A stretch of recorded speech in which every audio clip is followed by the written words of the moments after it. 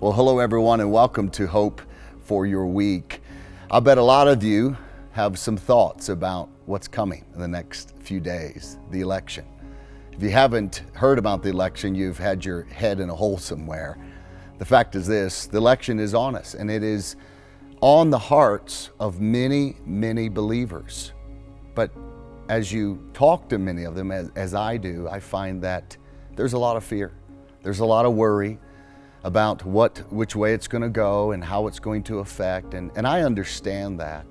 But I think what God uses, circumstances like this, is to remind us of something. I want you to hear me just for a moment. He reminds us of who it is that watches over us. I hope you know this, that the one who watches over you is actually not the President of the United States. The one who watches over you is actually not a document, or the thing that watches is not a document called the Constitution. I hope you understand this. The one that watches over you, he is called our shepherd. And I want you to know this today as we are in very trying times. This has been a trying year. We're going to be wrapping up the year, believe it or not, the next couple of months. But I want you to know something, that you, through this whole year, have had a good shepherd. A shepherd who has walked with you, a shepherd who has been with you in difficult times, in questions and in fears and in anxieties. You've had a shepherd because you are sheep. And the truth about sheep is that sheep can't really defend themselves. Sheep are at the mercy of, if another animal is greater, they are just sheep. But our shepherd, he watches over us. I want to remind you today that as we are facing anxiety and fear, and maybe some things are coming up in your spirit that you've been suppressing for months, and this is the situation that is bringing it all to the surface, I want you to hear the voice of David out of Psalm 23. And he says this, "The Lord is my shepherd. The Lord is my shepherd." He was reminding himself, the Lord is my shepherd. "I shall not want.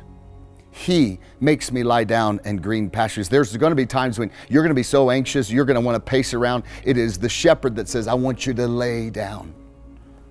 And he leads me besides still waters. In other words, he gives you peace. He restores your soul. You have been in a season that's been very weary and taxing on the soul, but your shepherd restores you. He leads me in the paths of righteousness for his name's sake. Yea, though I walk through the valley of the shadow of death. Now listen to this. I will fear no evil. Why? He answers that question. Because, Lord, you are with me. You need to know this, friends. Your shepherd is with you.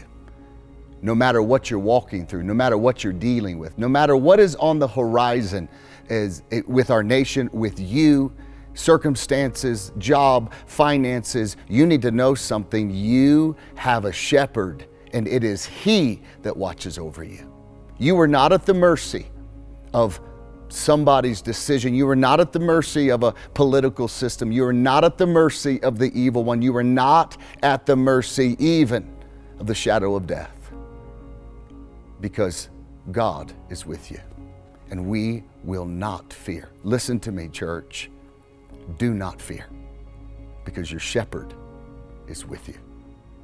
God bless you today. Just receive these words. Maybe even pick up your Bible and read Psalm 23. Remind yourself who is leading you. We are going to put our trust in him and only him. God bless you. Have an amazing day.